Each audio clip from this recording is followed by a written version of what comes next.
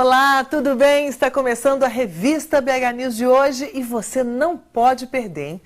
Na coluna de educação, o professor e educador Marcos Silva vai responder as questões enviadas pelos nossos telespectadores. Se você também tem alguma dúvida sobre esse tema, você não pode perder, que educação realmente é um tema que todos os pais têm dúvidas e alunos também. Denúncias feitas pela imprensa no último domingo alertam para fortes indícios de espionagem americana aos presidentes do Brasil e do México. Quem vem discutir esse assunto e suas possíveis consequências é o presidente do Instituto JK, o ex-ministro Aníbal Teixeira. E você já pensou em ter um banheiro cinematográfico em sua casa? A arquiteta Lilian Fajardo vai dar dicas especiais pra gente daqui a pouquinho, hein? Então não saia daí. Nós estamos no canal 9 da NET, canal 29 UHF e também pela internet, bhnews.tv.br.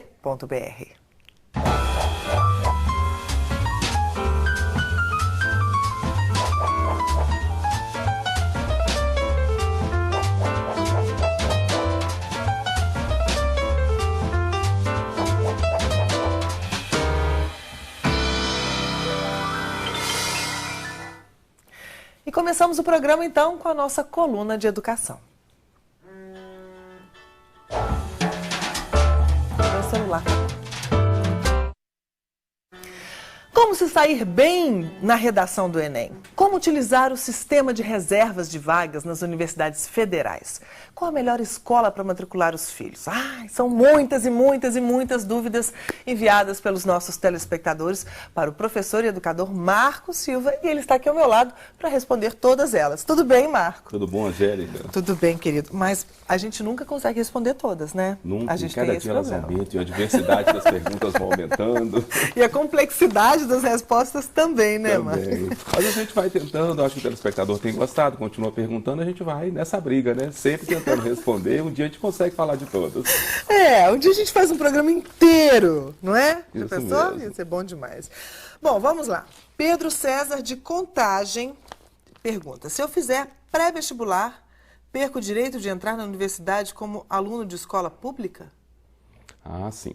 Bom, o pré-vestibular é considerado um curso livre. Então, para efeito do Ministério da Educação, ele não é considerado como uma escola regular.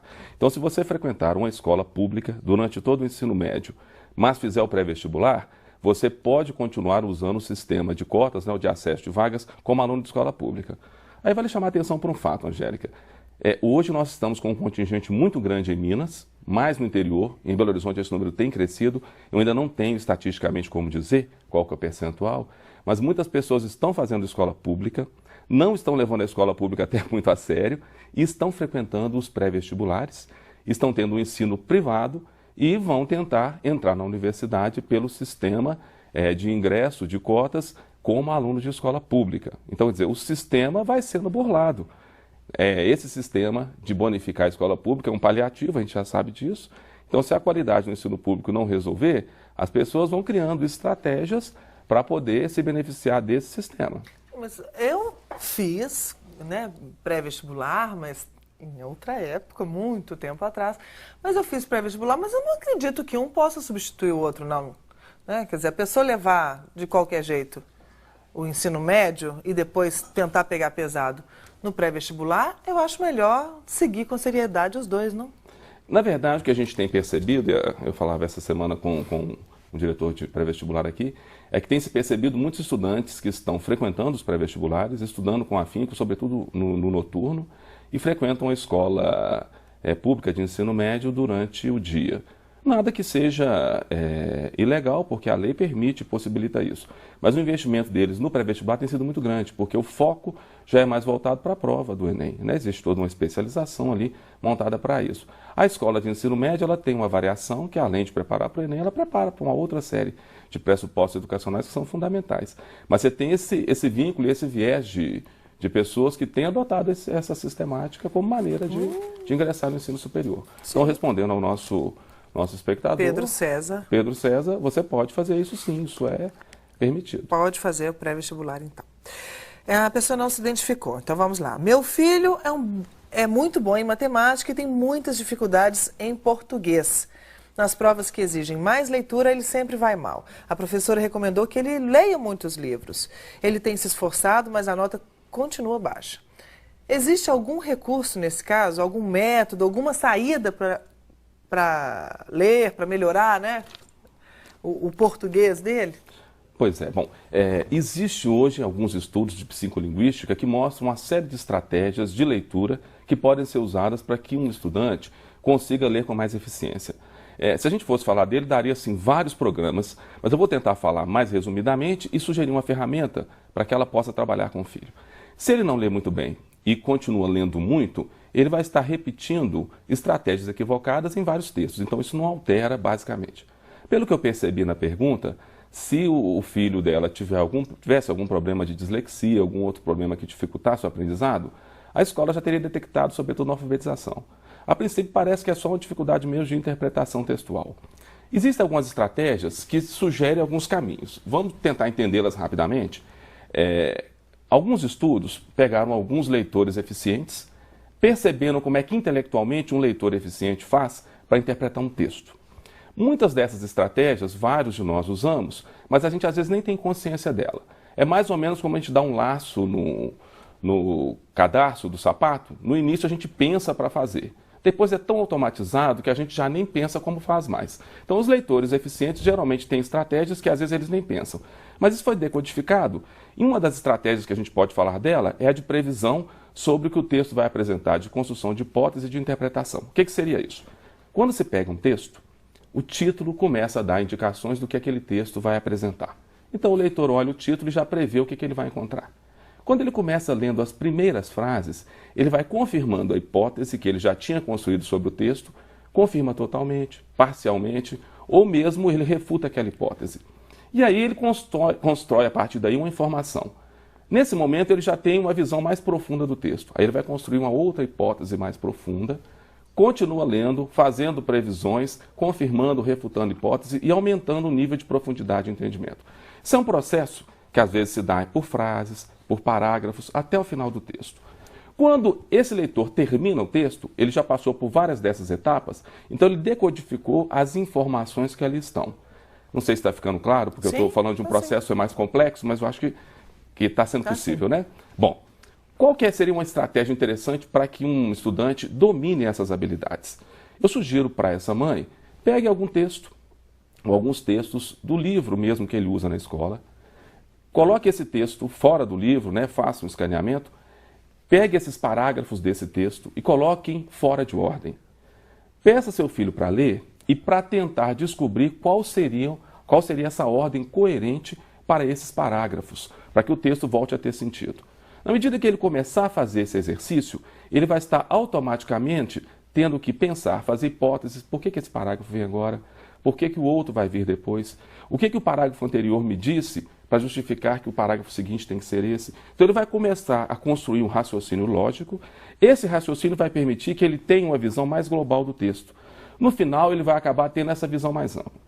Se você começar a fazer isso com parágrafos e ele tiver dificuldade, você pode pegar um parágrafo e dividir as frases desse parágrafo, colocar fora da ordem e deixar que ele tente. Você deve auxiliá-lo, não fazendo por ele, mas você pode fazer algumas perguntas que vão induzi-lo a pensar qual que é o caminho certo para essa construção. Esse é um tipo de estratégia que funciona muito, tem te dado muito resultado. Eu tenho feito alguns cursos sobre leitura com alguns estudantes, e essa é a estratégia talvez que mais tenha dado resultado. Você pode tentar utilizar essa estratégia. E acho que nos outros programas, Angélica, esse é um problema grande no Brasil hoje, né? 90% dos nossos estudantes não leem muito bem. Nós voltamos com outras informações, outras sugestões, para que as pessoas possam se apoderar dessas ferramentas para qualificar um pouco esse nível de interpretação. Adorei essa ideia. Eu estava até pensando nisso agora, que eu acho que a prática é muito legal. Dá algumas dicas para a gente, para nós pais, né, do que a gente fazer em casa, como é que a gente pode ajudar nossos filhos. Sim. E eu acho que eu vou usar até essa técnica lá em casa também. Meus filhos não têm dificuldade não, mas eu estou sentindo uma certa preguicinha de pensar, sim, sabe? Sim. Eu acho que assim, existem muitos estudos, né, da psicolinguística, estudos acadêmicos, mostrando como é que funciona o processo mesmo intelectual, de conhecimento, de construção do conhecimento. Entretanto, essa ponte entre esses estudos e como a gente pode adaptar, colocar no dia a dia, ela ainda é uma lacuna muito grande. É o que a gente tem tentado fazer muitas vezes em jornais, em alguns livros didáticos, é mostrar como colocar essas pesquisas, né, de alto padrão colocando ela a serviço do dia a dia, de pais, de estudantes, até de professores, para que a educação melhore e se qualifique, né? Muito bem, está aí, então, respondido. Bom, vamos para as próximas, né? Porque a gente também não pode ficar alongando muito, né?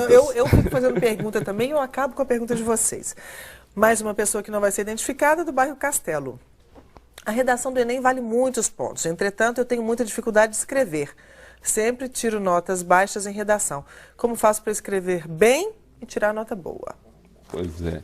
Bom, essa é uma dificuldade de muitos brasileiros. E se você escrever razoavelmente, você já vai se destacar em relação aos demais. Vamos lá, vamos pensar alguns caminhos. Um bom escritor, né, um bom autor, ele tem que ser um bom leitor. Então, é importante que você leia. E ao ler, procure perceber como o autor dos textos que você está lendo, que estratégias ele usa para comunicar as ideias, né? Que termos ele usa, como é que ele constrói as frases. Comece a perceber esse texto como um meio, uma ferramenta que esse autor utiliza para transmitir uma ideia. Olhando nessa perspectiva, você vai começar a construir seu próprio estilo. E todo mundo que tem um estilo sempre começa copiando alguém que faz bem. Eu já sugeri em outros programas que um bom meio para se aprender a escrever bem para a redação do Enem é ler artigos de opinião dos jornais. Os grandes jornais brasileiros têm muito bons artigos de opinião e que são bons modelos da redação do Enem. Então a primeira estratégia é ler, né, e ler com cuidado e profundidade bons textos. Um segundo caminho que eu acho interessante é, se você está estudando na sua casa e escrevendo um texto, não tenha pressa. Pesquise, quando você estiver escrevendo, procure a ortografia correta das palavras, faça um aprofundamento, que isso vai qualificar o seu nível de vocabulário, o seu nível de conhecimento. Quando você estiver fazendo a prova do Enem, que é a pergunta direta dele, né, você não tem como consultar. Então use outras estratégias. Você vai escrever uma palavra que você não tem certeza da grafia, a língua portuguesa é riquíssima. Procure um sinônimo, procure outras alternativas que vão te dar um caminho mais tranquilo de escrever sem erros. Uma outra sugestão que eu acho importantíssimo se pensar, muitos estudantes têm errado muito na hora de escrever por construírem frases muito longas. Frases muito longas, elas muitas vezes dificultam a transmissão da mensagem, a transmissão da ideia e aumentam, alguns estudos têm mostrado, aumentam o índice de erros, né, de pontuação, sim, as vírgulas acabam sendo mal colocadas e a comunicação não fica muito clara, muito objetiva. Então, construir frases curtas é uma alternativa interessante para que você comunique e erre menos, já que ele está querendo estratégias para a prova. Sim. E, por fim, eu acho que é um raciocínio importante se pensar, quando a gente escreve, quando a gente fala, nós temos que pensar quem está nos ouvindo, o nosso interlocutor. Quando a gente conversa, você pode, pelo seu gesto, pela sua expressão, né, pela sua forma de dizer, pela entonação da voz, falar além daquele texto verbal, né, além das palavras. Então as pessoas percebem pelo contexto e pela imagem o que você quer transmitir. Quando nós escrevemos, a gente tem que pensar que o leitor vai pegar um texto longe do autor. O texto tem vida própria. Então o texto tem que ser eficientemente claro para que um leitor leia esse texto e entenda tudo o que eu quis dizer na minha ausência. Então o texto tem que ser muito claro. Ele não pode colocar, ou ele não pode deixar de colocar informações que às vezes estão no meu imaginário, mas que não estão no papel. Uma boa estratégia para a gente saber se está escrevendo com clareza é a gente fazer algum texto, guarda na sua gaveta algumas semanas, daí umas 3, 4 semanas, pegue de novo o texto e releia. Porque já vai ter esquecido aquele contexto, as informações, e possivelmente na hora de ler você vai perceber se você está transmitindo com clareza as suas ideias, se está ficando claro para o seu leitor. Uma outra alternativa também é pedir uma outra pessoa que leia seu texto e que diga para você o que está entendendo. Porque aí você vai estar treinando essas possibilidades de transmitir mensagem com mais clareza para o seu interlocutor. Mas a gente pode também aproveitar esse tema e fazer um dia um programa inteiro sobre essas dicas, hein? Sim. Nosso tempo já acabou, viu, Marcos? Já, Olha, né? você vê, é difícil demais. A gente não consegue, nós fizemos quantas perguntas? 3 perguntas. Mas as perguntas são profundas dos nossos espectadores, não tem né? jeito. E você sempre tem também o para casa dos temas do Enem. Hoje eu vou conversar com o Dr. Aníbal no próximo bloco sobre a espionagem, né, a americana, e vamos falar também sobre as questões da Síria. Tudo isso também pode cair no Enem, né? Com certeza, isso vai ser uma temática que pode ser explorada em redações e nas provas de ciências humanas, sobretudo nas provas de história, que vão acabar discutindo temáticas nessa perspectiva. Ok, e falando em história, está aqui. Esse é aquele livro que você falou pra gente da última vez? É esse aqui, do lançamento? Passada, sim. Olha que bacana, está aqui. Ele já está disponível? Já. Então esse aí é apenas o volume 2, mas esse livro é uma série para 2º, 3º, 4º e 5º anos do ensino fundamental, Neste caso é o livro de Geografia e História, escrito pela Amélia Porto, né, uma grande editora aqui de Minas Gerais, eu acho que uma das melhores editoras desse país, que eu tenho a honra de trabalhar com ela.